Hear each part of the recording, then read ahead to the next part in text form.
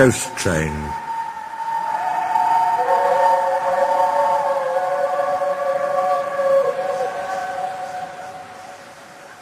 And every year on the date of the accident, it runs again, plunging into the gap, shrieking like a lost soul. Percy, what are you talking about? The ghost train. Driver saw it last night. Where? Asked Thomas and Toby together. He didn't say, but it must have been on our line. He says ghost trains run as a warning to others. Oh, he went on, it makes my wheels wobble to think of it. Pooh, said Thomas. You're just a silly little engine, Percy. I'm not scared. Thomas didn't believe in your ghost, said Percy next morning. His driver laughed. Neither do I. It was a pretend ghost, on television. Percy was disappointed, but he was too busy all day with his stone trucks to think about ghosts. That evening he came back, light engine, from the harbour. He liked running at night. He coasted along without effort, the rails humming cheerfully under his wheels, and signal lights changing to green at his approach. He always knew just where he was, even in the dark. Crowe's Farm Crossing, he chanted happily. We shan't be long now. Sam had forgotten that Mr. Crowe wanted a load of lime taken to 40-acre field. When he remembered, it was nearly dark. He drove in a hurry, bumped over the crossing, and sank his cart's front wheels in mud at the field gate. The horse tried hard, but couldn't move it. The cart's tail still fouled the railway. Sam gave it up. He unharnessed the horse and rode back to the farm for help. There's still time, he told himself. The next train isn't due for an hour. But he'd reckoned without Percy. Percy broke the cart to smithereens, and lime flew everywhere. They found no one at the crossing, so went on to the nearest signal box. Hello, said the signalman. What have you done to Percy? He's white all over. Percy's driver explained. I'll see to it, said the signalman. But you'd better clean Percy, or people will think he's a ghost. Percy chuckled. Do let's pretend I'm a ghost, and scare Thomas. That'll teach him to say I'm a silly little engine. On their way they met Toby, who promised to help. Thomas was being oiled up for his evening train, when Toby hurried in, saying, Percy's had an accident. Poor engine, said Thomas. Botheration. That means I'll be late. They've cleared the line for you, Toby went on. But there's something worse. Out with it, Toby, Thomas interrupted. I can't wait all evening. I've just seen something, said Toby in a shaky voice. It looked like Percy's ghost. It said it was coming here to warn us. Pooh, who cares? Don't be frightened, Toby. I'll take care of you. Percy approached the shed quietly and glided through it. Peep, peep, peep, peep, peep, peep, he shrieked. As had been arranged, Toby's driver and fireman quickly shut the doors. Let me in! Let me in! Said Percy in a spooky voice. No, no, answered Toby. Not by the smoke of my chimney, chim. I'll chaff and I'll puff and I'll break your door in. Oh! Whoa, dear, exclaimed Thomas. It's getting late. I'd no idea. I must find Annie and Clarabel. He hurried out the other way. Percy was none the worse for his adventure. He was soon cleaned, but Thomas never returned. Next morning, Toby asked him where he'd been. Oh, well, said Thomas, I knew you would be sad about Percy, and I didn't like to, intrude.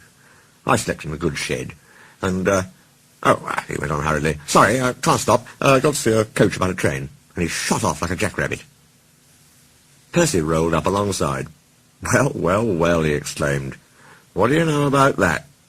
Anyone would think, chuckled Toby, that our Thomas had just seen a ghost.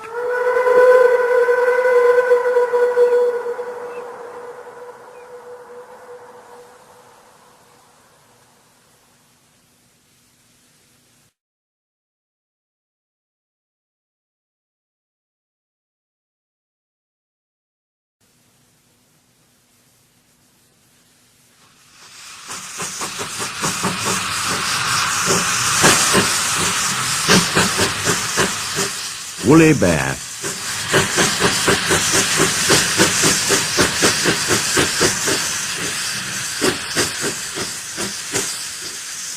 Gangers had been cutting the line-side grass and cocking it.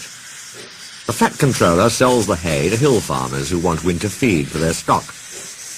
At this time of year, when Percy comes back from the harbour, he stops where they have been cutting. The men load up his empty wagons, and he pulls them to Farker. Toby then takes them to the hills.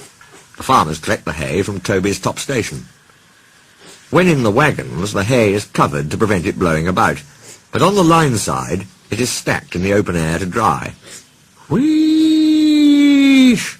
Percy gave his ghostly whistle. Don't be frightened, Thomas, he laughed. It's only me. Your ugly phiz is enough to frighten anyone, said Thomas crossly. You're like, ugly indeed. I'm a green caterpillar with red stripes, continued Thomas firmly. You crawl like one too. I don't. Who's been late every afternoon this week? It's the hay. I can't help that, said Thomas. Time's time, and the fat controller relies on me to keep it. I can't if you crawl in the hay till all ours. Green caterpillar indeed, fumed Percy. Everyone says I'm handsome. Or at least nearly everyone. Anyway, my curves are better than Thomas's corners. He took his trucks to the harbour and spent the morning shunting. Thomas says I'm always late, he grumbled. I'm never late. Or at least only a few minutes. What's that to Thomas? He can always catch up time further on. All the same, he and his driver decided to start home early. It was most unfortunate that just before they did, a crate of treacle was upset over him. They wiped the worst off, but he was still sticky when he puffed away. The wind rose as they puffed along. Soon it was blowing a gale. Look at that, exclaimed his driver. The wind caught the piled hay, tossing it up and over the track. The gangers tried to clear it, but more always came. The line climbed here. Take a run at it, Percy, his driver advised. So whistling warningly, Percy gathered speed. But the hay made the rails slippery, and his wheels wouldn't grip. Time after time he stalled with spinning wheels and had to wait till the line ahead was cleared before he could start again. The signalman climbed a telegraph pole. The station master paced the platform, passengers fussed, and Thomas seethed impatiently. 10 minutes late. I warned him. Passengers will complain. And the fat controller. The signalman shouted. The station master stood amazed. The passengers exclaimed and laughed as Percy approached. Sorry, I'm late, Percy panted. So I should hope, scolded Thomas. But he spoilt the effect as Percy drew alongside. Look what's crawled out of the hay, he chortled. What's wrong? Asked Percy. Talk about hairy caterpillars, puffed Thomas as he started away. It's worth being late to have seen you. When Percy got home, his driver showed him what he looked like in a mirror. Bust my buffers, exclaimed Percy. No wonder they all laughed. I'm just like a woolly bear. Please clean me before Toby comes. But it was no good. Thomas told Toby all about it, and instead of talking about sensible things like playing ghosts, Thomas and Toby made jokes about woolly bear caterpillars and other creatures which crawl about in hay. They laughed a lot, but Percy thought they were really being very silly indeed.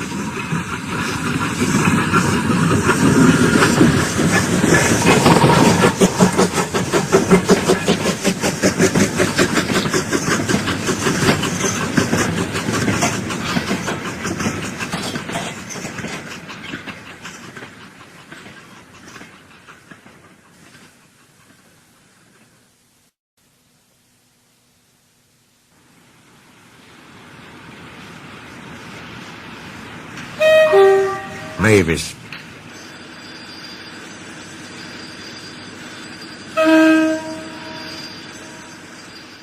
Mavis is a diesel engine belonging to the Farker Quarry Company. They bought her to shunt trucks in their sidings. She is black and has 6 wheels. These, like Toby's, are hidden by side plates. Mavis is young and full of her own ideas. She is sure they are better than anybody else's. She loves rearranging things and put Toby's trucks in different places every day.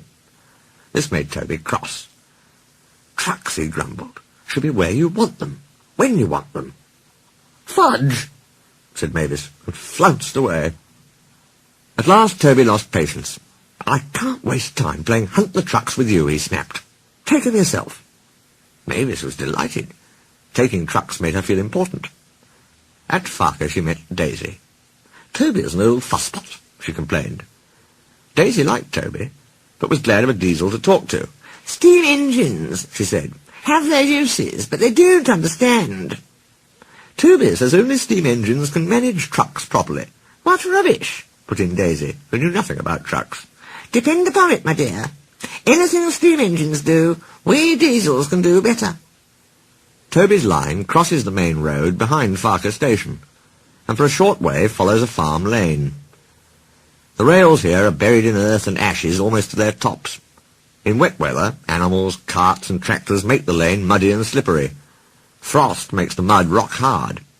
It swells it too, preventing engine wheels from gripping the rails properly. Toby found this place troublesome, so when frost came he warned Mavis and told her just what to do. "I can manage, thank you," she said cheekily. "I'm not an old fusspot like you." The trucks were tired of being pushed around by Mavis. "It's slippery," they whispered. "Let's push her around instead." On, they yelled as Mavis reached the stop board. But Mavis had heard about Percy and took no chances. She brought them carefully down to the lane and stopped at the level crossing. There her second man halted the traffic while the guard unpinned the wagon brakes. "One in the headlamp for fusspot Toby," she chortled. She looked forward to having a good giggle about it with Daisy. But she never got her giggle. She was so sure she was right that she'd stopped in the wrong place. In frosty weather, Toby stops before reaching the lane, and while some of his trucks are still on the slope. This ensures that they can't hold him back, and their weight helps him forward till his wheels can grip again. But Mavis had given the trucks the chance they wanted. Hold back, they giggled. "Grow up," ordered Mavis. The trucks just laughed, and her wheels spun helplessly. She tried backing, but the same thing happened. They sanded the rails and tried to dig away the frozen mud, but only broke the spade. Cars and lorries tooted impatiently. "Gah!" wailed Mavis in helpless fury. "I warned her," fumed Toby. "I told her just where to stop. I can manage," she said, "and call me an old fusspot." "She's young yet," soothed his driver. "And she can manage her trucks herself."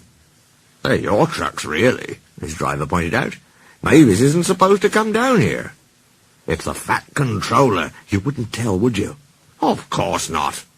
"Well then, but," his driver went on, "if we don't help clear the line, he'll soon know all about it. And so shall we." Yes," said Toby thoughtfully. An angry farmer was telling Mavis just what she could do with her train. Toby buffered up. "Having trouble, Mavis?" "I am surprised." "Goose!" said Mavis. With much puffing and wheel slip, Toby pushed the trucks back. Mavis hardly helped at all. The hard work made Toby's fire burn fiercely. He then reversed, stopping at intervals while his firemen spread hot cinders to melt the frozen mud.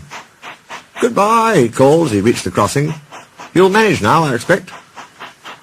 Mavis didn't answer. She took the trucks to the sheds and scuttled home as quickly as she could.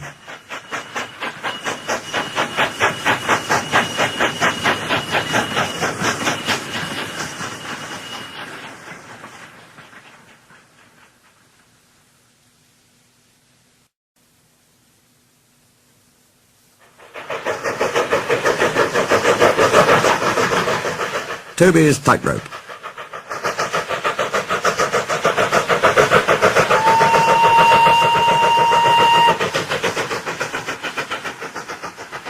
The manager spoke to Mavis severely. "You are a very naughty engine. You have no business to go jauntering down Toby's line instead of doing your work up here." "It's that Toby," protested Mavis. "He's a fusspot.